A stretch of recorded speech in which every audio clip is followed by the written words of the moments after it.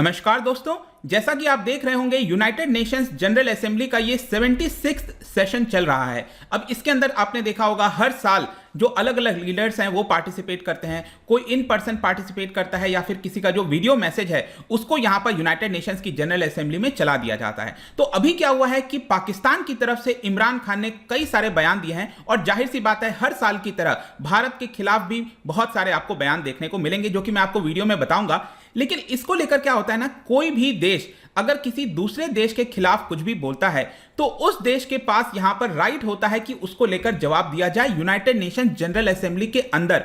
और इसी राइट का इस्तेमाल करते हुए भारत ने भी यहां पर बहुत सारी चीजें कही हैं। इनफैक्ट मैं आपको पूरा डिटेल में बताऊंगा कि भारत ने किस तरह से जो पूरा 70 साल का हिसाब है उसमें एक एक चीज का बयान, चाहे बांग्लादेश हो, ओसामा बिन लादेन, सब कुछ यहां पर बोल दिया है। तो काफी कुछ यहां पर जानने को हम डिटेल से समझेंगे कि एग्जैक्टली भारत का किस प्रकार का रिप्लाई था। काफी कुछ जानने को है, चलिए आगे बढ़ते हैं। लेकिन उसके पहले अगर आप यूपीएससी या फिर किसी भी एग्जाम की तैयारी कर रहे हैं तो सिंपली आप हमारे ऐप को डाउनलोड कर सकते हैं या फिर studyIQ.com पर जा सकते हैं। जितने भी कोर्सेज हैं काफी कम दाम पर आप उसको अवेल कर पाएंगे। चलिए देखते हैं एग्जैक्टली हो क्या रहा है। जैसा कि मैं आपको बताया 76th सेशन चल रहा है यूनाइटेड नेशंस जनरल असेंबली का। तो यहां पर पाकिस्तान के जो प्राइम मिनिस्टर हैं इमरान खान, उन्होंने भारत के खिलाफ कुछ बोला, कश्मीर का मुद्दा उठाया और इसी को लेकर भारत की तरफ से जो राइट है ये आप देख पाओगे, we exercise our right of reply. और यहां पर भारत की तरफ से जो फर्स्ट सेक्रेटरी हैं स्नेहा दुबे, बेसिकली अगर आप देखोगे हर एक देश कई सेक्रेटरी अपॉइंट कर सकता है, तो यहां पर भारत की तरफ से जो स्नेहा दुबे हैं उन्होंने भी यहां पर पाकिस्तान के खिलाफ जो भी रिप्लाई करना था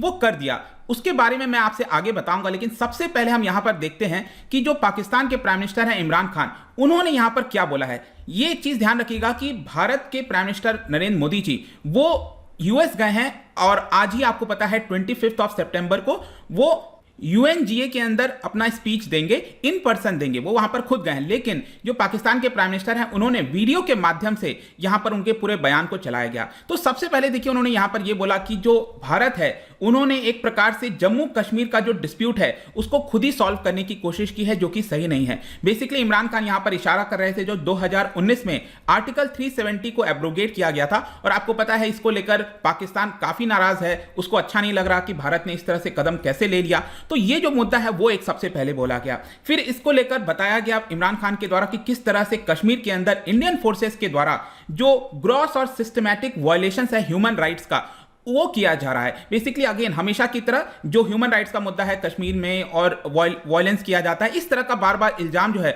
वो लगाया जा रहा है इमरान खान के द्वारा। इसके अलावा यहां पर आप देखिए एक जो अभी रिसेंट मुद्दा चला था वो था सैयद अली गिलानी। आपको याद होगा कि उनकी अभी रिसेंटली मृत्यु हुई थी, 91 ईयर्स के थे वो, और जो हुर्रियत कॉन्फ्रेंस है उसको काफी लंबे समय तक चलाया था, तो रिसेंटली उसकी मृत्यु हो गई थी। अब यहां पर इमरान खान ये कह रहे हैं कि जो ग्रेट कश्मीरी लीडर है सैयद अली गिलानी, उसके मॉर्टल रिमेन्स को, मतलब कि उसकी जो डेड बॉडी है उसको अच्छे से दफनाया नहीं गया है। जो एक प्रॉपर प्रतिक्रिया होनी चाहिए, फैमिली के पास राइट होना चाहिए, वो राइट यहां पर नहीं दिया गया है। और इसकी वजह से इमरान खान ने क्या किया कि जनरल असेंबली से गुहार कीजिए। हाँ, जनरल असेंबली से यह बोला कि हमें प्रॉपर डिमांड चाहिए कि यहां पर जो उसकी बॉडी है उसको सही हक मिलना चाहिए। इनफैक्ट मैं आपको बताऊं तो जम्मू कश्मीर पुलिस ने यहां पर रिसेंटली जो भी वीडियोस था, कई सारे वीडियोस रिलीज किए थे और दिखाया था कि किस तरह से हमने यहां पर प्रॉपर मौका दिया था पहले उनके फैमिली को, लेकिन उनके द्वारा कई सारे ऐसे एंटी नेशनल एक्टिविटीज की जा रही थी जो कि सही नहीं था, माहौल को खराब कर सकते थे। इनफैक्ट आपको याद होगा यह भी बयान आया था, यहां पर चीजें वीडियो सामने आई थी कि उनके बॉडी को पाकिस्तान के फ्लैग के अंदर लपेटा गया है। इस तरह की चीजें देखने को मिली थी। तो यहां पर ओवरऑल अल्टीमेटली बार बार इल्जाम लगाया जा रहा था इमरान खान के द्वारा, और यहां पर उनका यह कहना था कि हम पीस चाहते हैं लेकिन जो पूरी जिम्मेदारी है वो भारत के ऊपर है कि मीनिंगफुली एंगेज करे पाकिस्तान के साथ, तभी यहां पर किसी प्रकार का पीस हो पाएगा। तो ये इमरान खान के द्वारा और भी कई सारी चीजें बोली गई।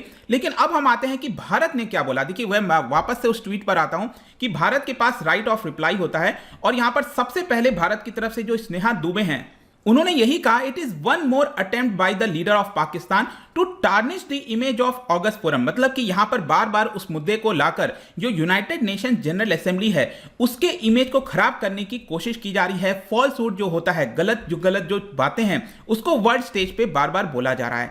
इनफैक्ट यहां पर यह भी बताया गया कि जिस तरह का माइंडसेट है पाकिस्तान का उसको हमको लेकर सिंपैथी आती है। मतलब एक प्रकार से दया आती है, हमें कलेक्टिवली कंटेम्प्ट करना चाहिए इस तरह की जो झूठी खबरें फैलाई जाती हैं। अब मैं एक एक मुद्दे पर आता हूं। सबसे पहले भारत की तरफ से यहां पर जो टेररिस्ट का मुद्दा है वो लाया गया कि देखिए किस प्रकार से बार बार जो कहा जाता है कि Pakistan is a victim of terrorism. आपने भी सुना होगा, पाकिस्तान बार बार ये कहता है कि we are the victim of terrorism, हमारे देश के अंदर बहुत सारे बार बार टेररिस्ट एक्टिविटीज होती हैं, लोग मारे जाते हैं। तो भारत का यही कहना था कि देखिए जब आप टेररिस्ट पालोगे अपने देश के अंदर और आप दिखाओगे कि हम फायर फाइटर हैं, मतलब उसको बुझाने की कोशिश कर रहे हैं, लेकिन बुझाने की दिक्कत क्या है, आप जब अपने ही देश में पहले उसको बढ़ावा दोगे, उसको एक प्रकार से भारत के इस्तेमाल यूज करोगे और सोचोगे कि ये जो है सिर्फ भारत के खिलाफ इस्तेमाल होगा, तो ऐसा नहीं हो सकता। जाहिर सी बात है कि अगर आप टेररिस्ट को पनाह दे रहे हो तो उसका जो परिणाम है वो आपके देश में भी आएगा। ऐसा भारत का क्लियर कहना था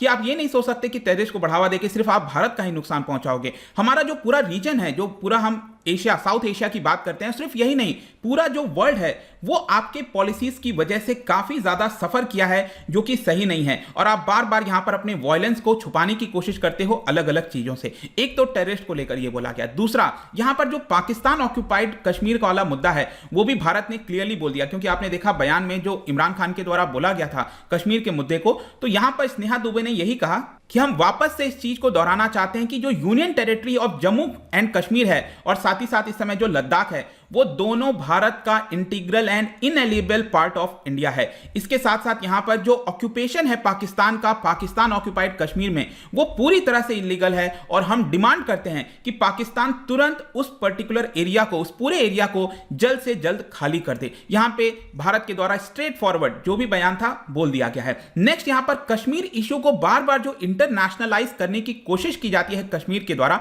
आपने देखा होगा कोई भी देश, एक दो देश आप छोड़ दो, चाहे टर्की हो गया रिसेंटली आपने देखा, या फिर आप कभी कभी जो मलेशिया है उसके बयान देख लेते हो, दो तीन अगर आप देश छोड़ दोगे तो कोई भी यहां पर जो कश्मीर का मुद्दा है वो लेकर नहीं आता। तो बार बार जो पाकिस्तान कोशिश करता है इंटरनेशनलाइज करने की कश्मीर के मुद्दे को, इसको इंटरनेशनल कम्युनिटी ने पूरी तरह से रिजेक्ट कर दिया है और सभी लोगों का यही मानना है कि यह एक प्रकार का बाइलैटरल मैटर है जो कि दोनों देश ही इसको सुलझा सकते हैं।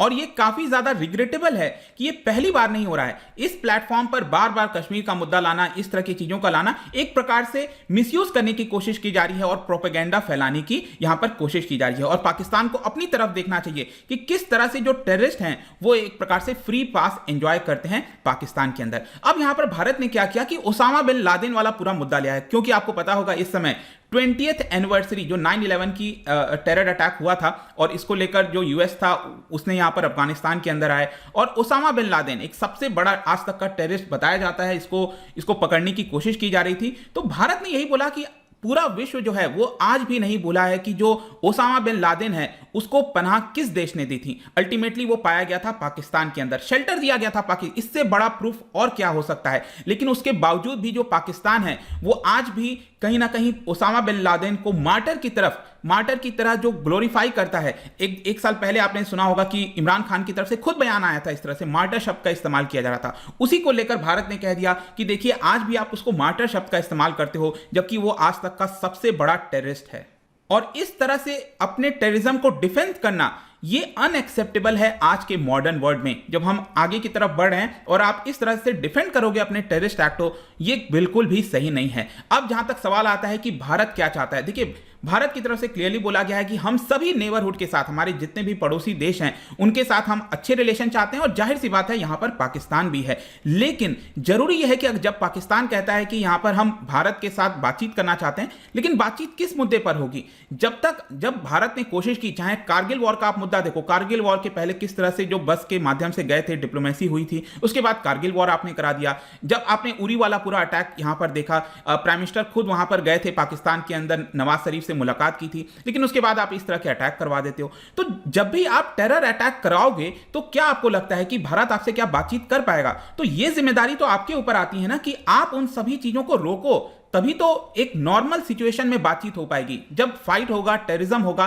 तो किस तरह से बात होगा। और जाहिर सी बात है इसी को लेकर भारत ने यहां पर पाकिस्तान को क्लियरली बोल दिया। अब यहां पर एक और मुद्दा भारत ले आया, वो था बांग्लादेश का मुद्दा।